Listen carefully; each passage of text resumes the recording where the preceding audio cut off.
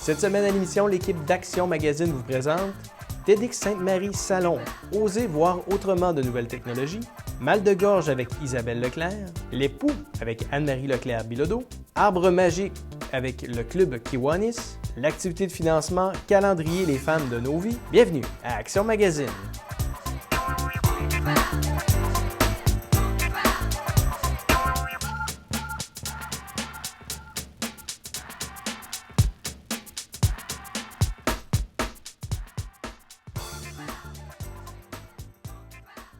TEDx Sainte-Marie Salon vous propose Osez voir autrement de nouvelles technologies. Pour en apprendre davantage, on a rencontré Mme Lynne Gagnon. L'activité qui s'en vient, c'est un troisième événement TEDx Salon qui va se dérouler à l'Hôtel de Ville de Sainte-Marie le 20 novembre à 20h.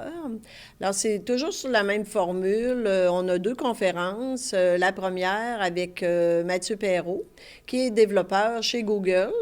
Alors, il va venir nous parler un peu de son expérience, de son métier. Ça fait quand même plusieurs années qu'il travaille chez Google. Mathieu est originaire de Sainte-Marie. Alors, il va venir nous parler de l'univers de Google, qui est quand même, c'est un univers impressionnant qu'on utilise quotidiennement ou presque. Alors, c'est notre premier conférencier.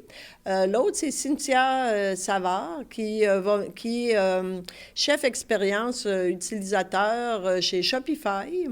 Elle va venir nous parler de l'univers de la responsabilité des designers dans un univers où les technologies sont de plus en plus présentes. Alors, elle aussi, elle a une présentation qui est quand même très étoffée. Alors, elle va venir nous entretenir de ça.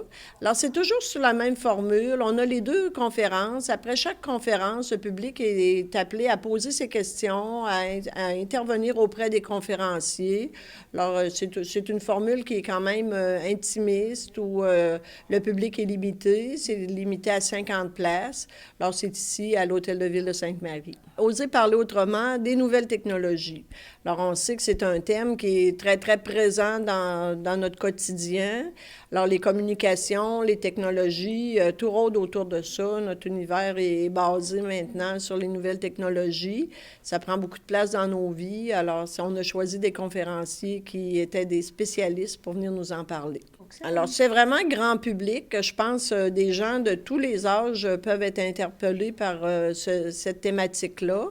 Et pour se procurer un billet, on peut venir ici à l'Hôtel de Ville. On peut communiquer avec moi au 387-2301, le poste 2234, ou se présenter ici à l'Hôtel de Ville de Sainte-Marie.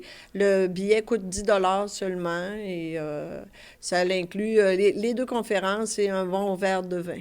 Cette activité-là, TEDx Salon, on se souviendra qu'il y a eu des premiers TEDx qui étaient très longs. La première édition avait lieu en 2012, où la première édition durait toute une journée. En 2014, on a organisé une formule plus simplifiée qui durait une demi-journée. Puis en 2015, on a choisi de faire de courtes conférences sous la formule Salon, qui durait une soirée seulement.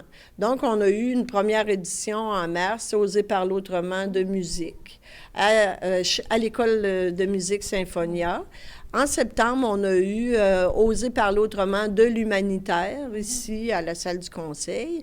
Et là, ça sera la dernière édition, Oser parler autrement des nouvelles technologies, ici, à la salle du Conseil.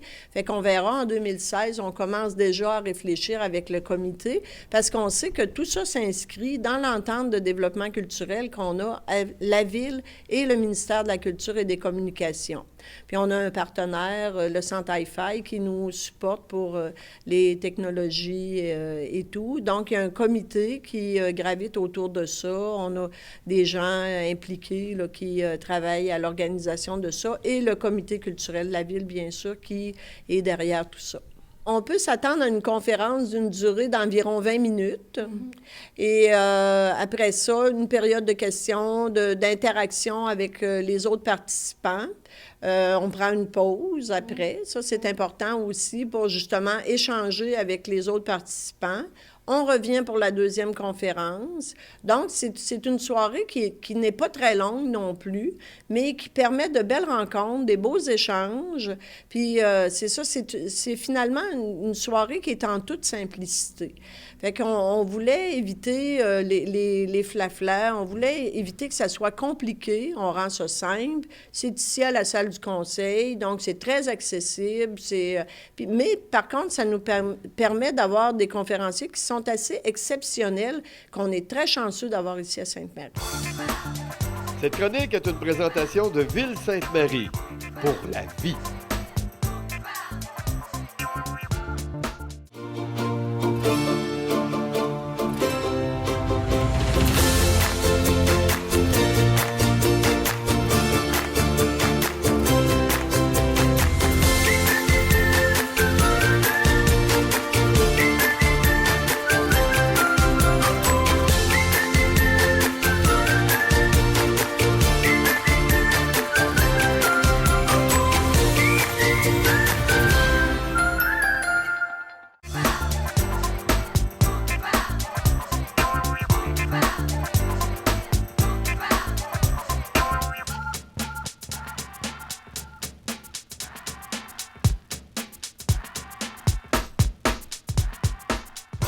L'hiver approche et souvent c'est synonyme de mal de gorge avec la grippe, tous les virus qui circulent. Et pour nous en parler, Isabelle Leclerc est là avec nous. Bonjour Isabelle. Oui, salut Sylvain. Salut. Le mal de gorge, ça c'est tannant quand ça nous prend. Oui, c'est tannant. Puis les rhumes puis les grippes commencent toujours par ça, un mal de gorge. Le mal de gorge peut avoir pharyngite, laryngite, extinction de voix. Puis on est tellement en avant de toutes sortes de pastilles, toutes sortes de choses à prendre, puis on ne sait pas trop, on est au dépourvu. Donc, on va en discuter aujourd'hui. Oui, puis souvent, comme moi, en plus, c'est mon outil de travail, ma voix. Fait que si je perds la voix, c'est un peu tannant, là. Oui, c'est ça. C'est super important. Dans le fond, si on commence, exemple, juste par rapport au mal de gorge. Donc, comment traiter un mal de gorge? Souvent, il y en a qui arrivent à la pharmacie. « Ah, j'ai mal à la gorge, je fais quoi? Je dois-tu aller consulter? » On n'a pas nécessairement besoin d'aller consulter. Mal de gorge, ça peut être viral ou bactérien. Quand c'est viral, ça va s'en aller tout seul en 7 à 10 jours. Quand c'est bactérien, s'il y a la fièvre qui embarque, du pus, des couteaux dans la gorge, qu'on a vraiment de la difficulté à avaler, là, il va falloir aller consulter, exemple, pour un streptocoque avec un antibiotique chez le médecin. Mais de base, un mal de gorge, on peut venir voir notre pharmacien. Moi, des fois, tu sais, c'est ça justement, c'est signe que la grippe s'en vient, puis tout ça. Ouais. J'essaie de casser ça. Est-ce que c'est une bonne idée, des fois, en prenant 2-3 Tylenol, là?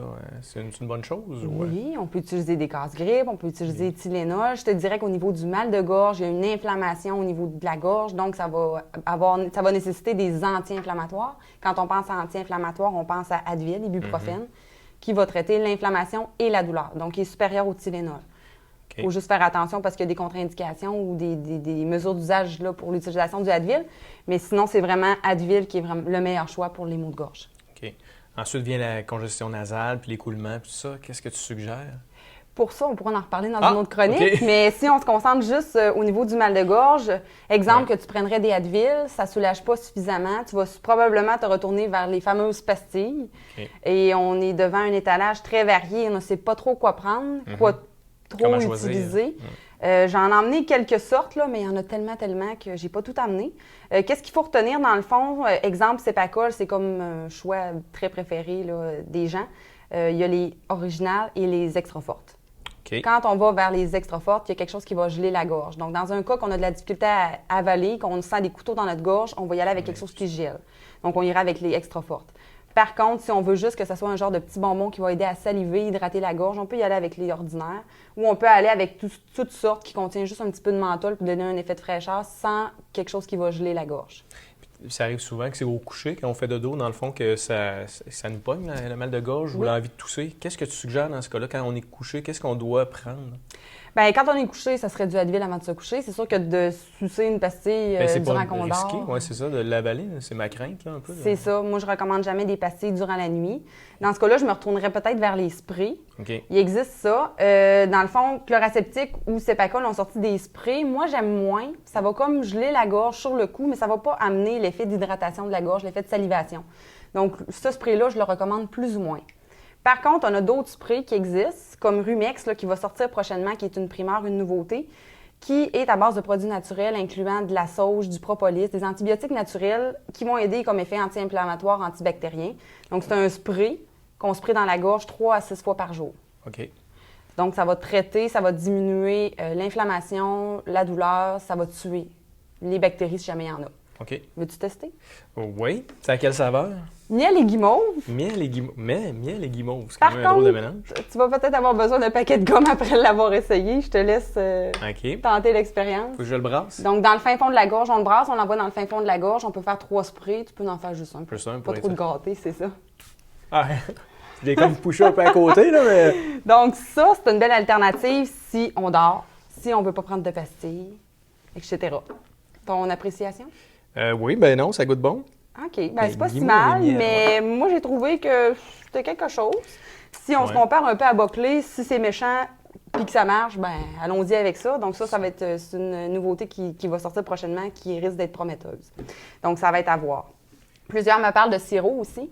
J'ai mal à la gorge, quel sirop que tu me recommandes? Un sirop en tant que tel, c'est utilisé pour la toux, pour les bronches. C'est pas nécessairement utilisé pour la gorge. Ça va juste donner l'effet d'hydratation. Donc, souvent, ils mettent toux, chatouillante, etc.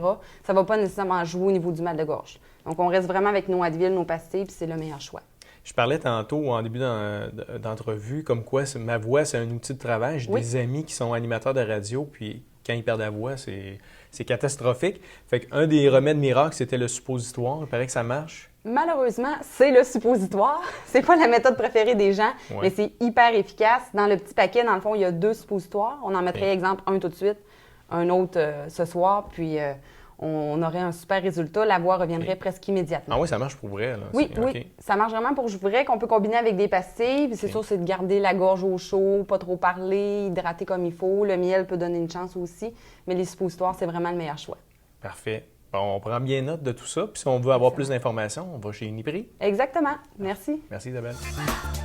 La chronique Votre pharmacien de famille est une présentation du Uniprix Leclerc et Coulombe de Sainte-Marie.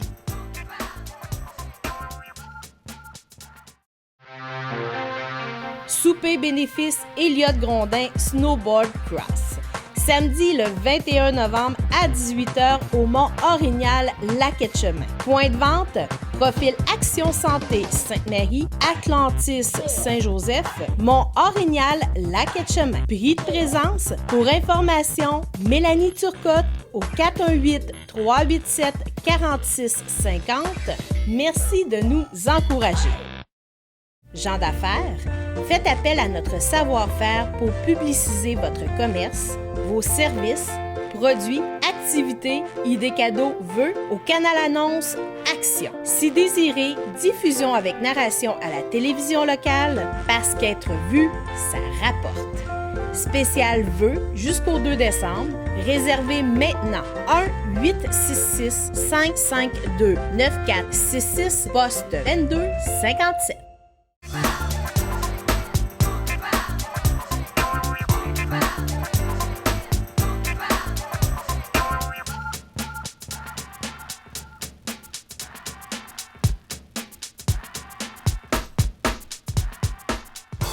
On accueille maintenant une toute nouvelle chroniqueuse à l'émission, Mme Anne-Marie Leclerc-Bilodeau, qui vous donne des conseils sur la coiffure. Alors aujourd'hui, on va parler de la pédiculose ou pédiculus humanus, communément appelé les poux. Ça s'attaque à toutes les classes sociales. Donc, c'est un vieux mythe de penser que c'est au niveau d'une question d'hygiène. Pas du tout. En fait, il n'y a pas de discrimination au niveau de chaque personne. Ça peut s'attaquer autant aux enfants qu'aux femmes, qu'aux adultes, même aux hommes. Mais son client préféré, c'est les jeunes filles parce qu'il y a beaucoup de cheveux, ou les jeunes femmes, il y a beaucoup de cheveux et ça permet d'avoir un environnement chaud au niveau du cuir chevelu. Il faut savoir au départ que le pouls ne saute pas d'une tête à l'autre. Il va plutôt marcher. Donc, on va attraper les poux, souvent, exemple, dans les écoles ou dans les garderies, lorsqu'il y a des grands contacts physiques. C'est pourquoi c'est souvent chez la jeune fille également que c'est préférable que les jeunes femmes vont l'avoir, parce que les jeunes filles à l'école sont très affectueuses, très colleuses, ils vont se tenir en bande et comme ça, il va avoir une facilité à se transmettre un pouls d'une jeune fille à l'autre. Sinon, le pouls va s'attraper soit par des contaminants croisés. Donc, vous allez aller chez quelqu'un qui avait des poux ou qui a eu des poux et que ça a été mal nettoyé. Alors, vous avez soit touché à son oreiller ou à ses objets personnels comme ses brosses, ses peignes. C'est de cette façon-là qu'on peut attraper les poux. Également, lors des échanges scolaires ou encore des échanges de chapeaux où les enfants vont se retrouver tous ensemble et on va mettre le chapeau, la tuque d'un autre enfant ou d'une autre personne. C'est comme ça qui est contaminé par les poux qu'on l'attrape. Comment faire pour se débarrasser des poux? En fait, c'est simple. Lorsqu'on voit que notre enfant ou nous-mêmes avons des poux, alors première des choses, on ne voit pas le poux lui-même parce qu'un poux, c'est très petit, c'est difficile à voir. On va surtout voir les lentes qui se retrouvent à ses œufs. C'est dans un cycle de 7 à 12 jours. Donc, le poux, ça peut faire un 7 à 12 jours qui est dans votre chevelure et que vous ne l'avez pas nécessairement senti. Chez les enfants également, ils ne sentiront pas les premiers jours où le poux va piquer le cuir chevelu pour se nourrir du sang. Alors, il ne faut pas attendre que notre enfant manifeste, soit que ça pique ou il y a une démangeaison. Il faut plutôt apporter de visualiser, donc de regarder, d'ouvrir sa chevelure et les petites lentes se retrouvent au cuir chevelu à moins de 6 mm du cuir chevelu. Donc, collé sur les cheveux, bien collé, on dirait un petit grain de sable. C'est tout petit, mais c'est vraiment bien adhéré aux cheveux. On ne peut pas l'enlever autre que de tirer dessus avec des ongles. Donc, c'est la première chose qu'on voit quand il y a des poux. Les autres symptômes, c'est souvent que l'enfant va se démanger beaucoup, ça va piquer, va se gratter, va se plaindre de ça. Ou il peut y avoir aussi des rougeurs au niveau de la joue, des oreilles et de la nuque. Ce sont les endroits à vérifier en premier également. La nuque et le derrière des oreilles, c'est les endroits préférés pour le poux pour pondre ses œufs parce que c'est un endroit où il y a beaucoup d'afflux sanguin au niveau du cuir chevelu. Ce qui est important, c'est de rattacher les cheveux de notre enfant dans le cas échéant qu'on a trouvé des poux sur sa chevelure. Il ne faut pas faire de shampoing ni de nettoyage avant d'enlever les poux. Alors, ce qu'il faut faire, c'est qu'on s'en va tout simplement à la pharmacie.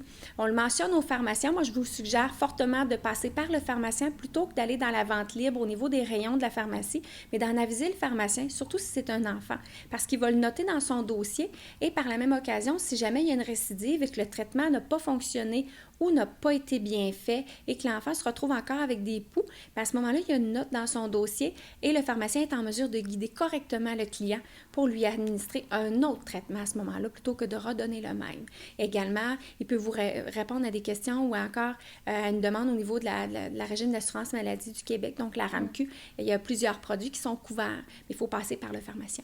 Donc, c'est les traitements à faire. On a un traitement de notre pharmacien et il y a un protocole à respecter qui est très strict et très, très important. Puis par la suite, tout dépendant du traitement, à ce moment-là, on fait le nettoyage du cheveu concernant avec le traitement. Il ne faut pas oublier que lorsqu'on a fait le traitement capillaire de la personne qui est touchée, on ne fait que le traitement sur les gens touchés, chez lesquels on a trouvé des poux ou des lentes. Donc, il y a une invasion une épidémie qui est active, qu'on appelle à ce moment-là. Si moi, je n'ai pas retrouvé de poux chez moi, ça peut très bien arriver que dans une même maison, ce ne sont pas toutes les mêmes personnes qui sont contaminées.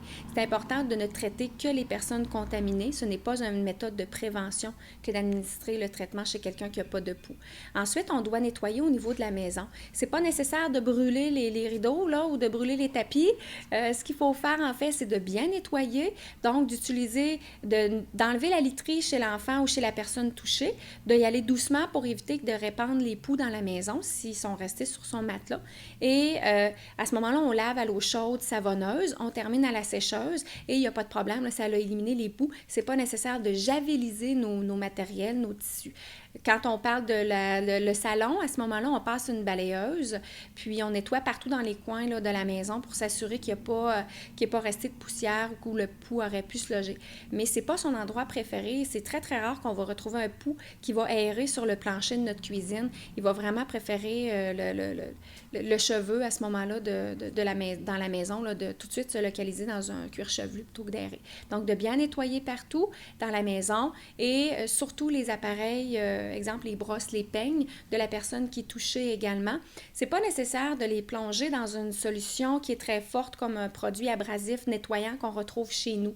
Moi, je vais suggérer plutôt d'utiliser un liquide à vaisselle avec de l'eau très, très chaude pour éviter d'endommager notre brosse parce qu'elle va se délaver là, par les produits très forts, puis on ne pourra plus la réutiliser. S'il y a des craintes, on les emballe, on les jette et on en achète une nouvelle.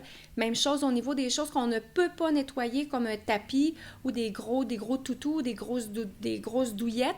On les enveloppe dans un sac à poubelle pour une dizaine de jours bien scellés dans le garage, dans le cabanon où il n'y a pas de danger que personne va ouvrir le sac. L'espérance de vie d'un poux qui est à l'extérieur d'un cuir chevelu, c'est de 2 à 3 jours maximum. Alors, avec un 10 jours là, fermé, c'est terminé, les poux sont morts lorsqu'on réouvre le sac, on nettoie, puis c'est tout. En salon, non, ça m'est jamais arrivé de voir une invasion de poux chez quelqu'un. Par contre, chez nous, ici, chez mes compagnies, ce qu'on fait pour s'assurer que d'un client à l'autre, il n'y ait pas justement de propagation comme ça, on désinfecte nos brosses et nos outils durs comme les lames, les ciseaux, les tables de rasoir, à tous les clients. Donc, on a des sprays désinfectants qui permettent en même temps de bien conserver nos outils longtemps, donc ils restent propres, et en même temps, ça permet d'éviter de propager les problèmes. Ça ne veut pas nécessairement dire que les poux, mais d'autres affectations au niveau du cuir chevelu qu'on peut retrouver là. Je vous suggère à ce moment-là d'aller chercher de l'information au niveau de votre coiffeur et même au niveau de la commission scolaire, quand on parle pour les poux, ils envoient toujours une information en début d'année et il y a des examens qui se font à l'école aussi. Mais moi, je suggère toujours de conserver le petit feuillet que vous recevez de la commission scolaire ou dans le sac de votre enfant, de le mettre tout prêt là, pour l'avoir sous la main. Sinon, vous pouvez consulter votre professionnel de la santé, de votre coiffeuse, dans le fond, là, pour avoir toutes les étapes que je viens de vous dire. Même chez nous, ici, on a fait un cours à l'automne pour justement aider, parce qu'on est dans une saison critique, là, l'automne, l'hiver, les tuques, les chapeaux. C'est mieux d'être informé que d'avoir peur. Cette chronique est une présentation de AM et compagnie. Il y a quelques semaines, M. Michel Turcotte était venu nous parler du Club Kiwanis et plus particulièrement des soirées Grands Explorateurs. M. Turcotte, de plus en plus, un succès grandissant. C'est un succès grandissant. On a commencé il y a 4 ans. Première représentation, il y avait 57 personnes dans la salle. Et à la dernière représentation, il y avait 232 personnes dans la salle. Ce qui veut dire qu'on a quadruplé l'assistance. Et de plus en plus, il y a des gens qui demandent des billets pour les spectacles, ce qui est très intéressant. On rappelle aux gens, dans le fond, la formule, c'est que le réalisateur du film vient présenter son film à la salle de spectacle. Puis en plus, il est là, présent, pour pouvoir répondre aux questions tout de suite après, à la fin du film. Oui, et durant l'entracte, il va à l'arrière de la salle et peut discuter avec les gens. Et ils offrent souvent des vidéos. Ils offrent également la musique qui a servi au montage. Ils offrent également des livres avec des photos sur l'expérience qu'ils viennent de nous parler. Parfait. Et là, si les gens ne veulent pas manquer les prochaines représentations, il y en a une qui s'en vient bientôt. Il y en a une qui va avoir lieu mardi prochain, le 15, qui est le passage du Nord-Ouest avec le voilier Balthazar.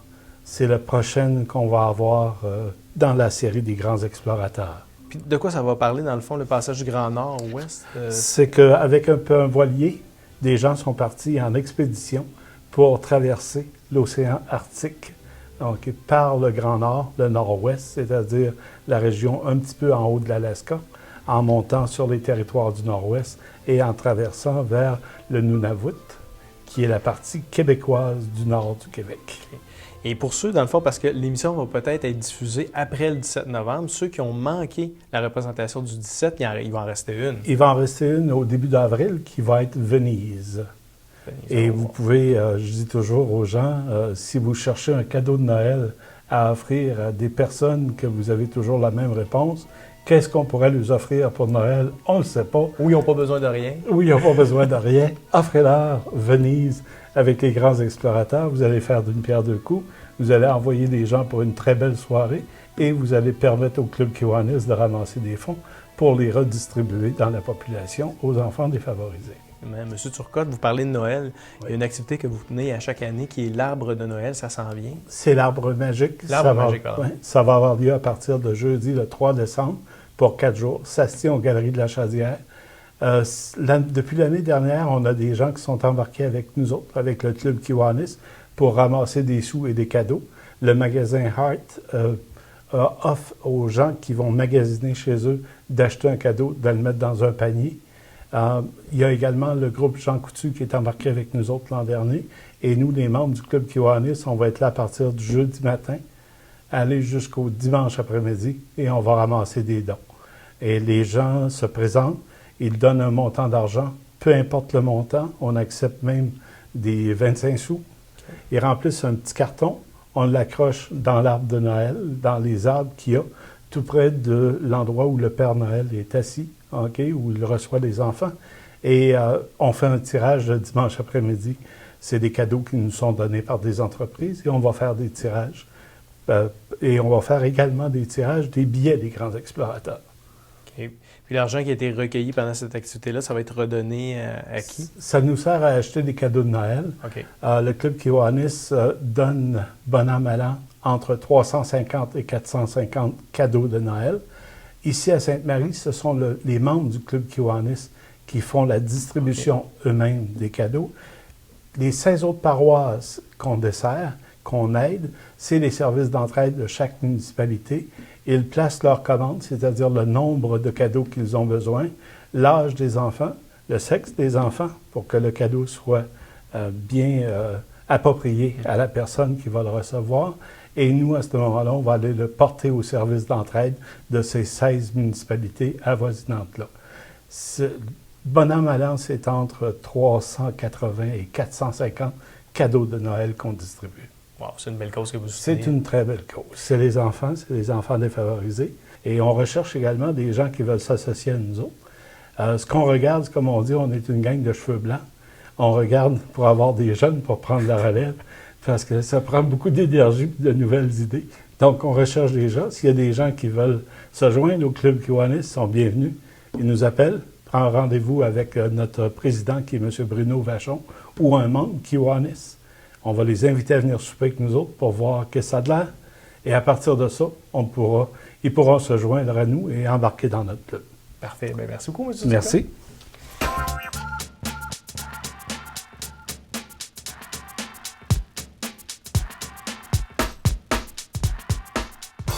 Une belle activité de financement qui s'en vient pour la Fondation du cancer du sein. Et pour nous en parler, je reçois Annie Thibault et Annie Berthiaume. Bonjour, mesdames. Bonjour.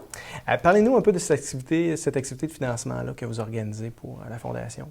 Bien, en fait, on a décidé de s'impliquer pour la Fondation du cancer du sein en faisant un calendrier avec les femmes de nos vies. Donc, la mère Annie, des amis à nous deux, dans le fond, là, on a un cercle d'amis très serré. Fait que c'est les femmes de nos vies qui font partie de ce calendrier-là, y compris nous deux. Comment ça vous est venu, en fait, l'idée de vouloir vous impliquer à ce niveau-là? Bien, Annie, un jour, a lancé l'idée qu'elle voulait faire un shooting photo, les femmes de nos vies, de là le nom. Puis on s'est dit, bien, tant qu'à le faire, on va le faire pour une cause. On va essayer de le vendre, puis on ramasse des sous pour une cause. Puis on s'est dit, quelle cause qu'on prendrait? C'est le cancer du sein. D'un, c'est le concept des femmes de nos vies, mais c'est le cancer qui est le plus répandu puis qui touche indirectement presque tout le monde. Parce que dès qu'on parle à quelqu'un, c'est une tante, c'est une sœur, c'est une cousine, c'est la voisine. Généralement, il y a au moins une personne qui connaissent, qui a été touchée par ça. On dirait que plus que ça va, plus que justement, on a des gens près de nous qui vivent ça, là. Oui, c'est une femme sur 9, je crois, la statistique maintenant. Donc, c'est quand même énorme encore, là. Même s'il y a beaucoup de recherches qui se fait, c'est énorme encore. Vous allez faire le lancement de votre promotion, justement, de votre activité de financement bientôt. Oui. C'est le 26 novembre, je crois?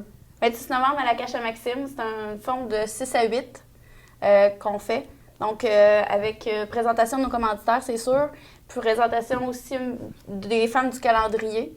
Puis c'est une sorte de remerciement aussi pour tous ceux qui se sont impliqués. Puis question de passer une bonne soirée entre amis, puis de souligner tout ça, là.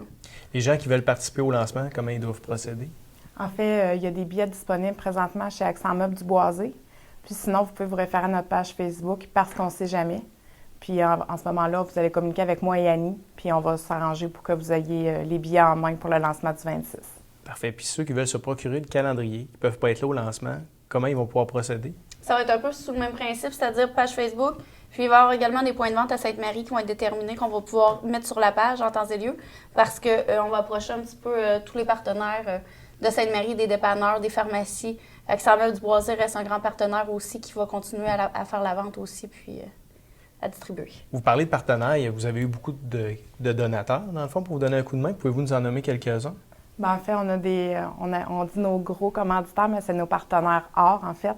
Il y a la Cache à Maxime, il y a Beau Modèle, il y a... Il y a Jolimo qui nous a aidés pour la conception. Il y a les constructions Richard Berthiaume, qui a été un gros donateur, NGECO. Ensuite, on a... Dalgy, location Dalgy à Saint-Hilaire. On a Texel aussi. Texel, on sait que ça implique beaucoup, mais encore une fois, ils se sont impliqués. Mebaxan en est un également. Puis une compagnie de Montréal un petit peu moins connue parce qu'on a une de nos amies qui vient de ce coin-là, puis la compagnie a quand même contribué. Même à distance, elle a contribué. Parfait. Bien, je vous souhaite bonne chance dans la vente de votre calendrier. Puis j'invite les gens là, justement à se procurer le calendrier. Puis peut-être ça donne une idée de cadeau. Des fois, on ne sait pas quoi mettre sous le sapin. Bien, on peut peut-être se procurer un calendrier puis l'offrir à un proche. Puis, Pour une bonne cause. Parfait. Bien, merci beaucoup. Merci.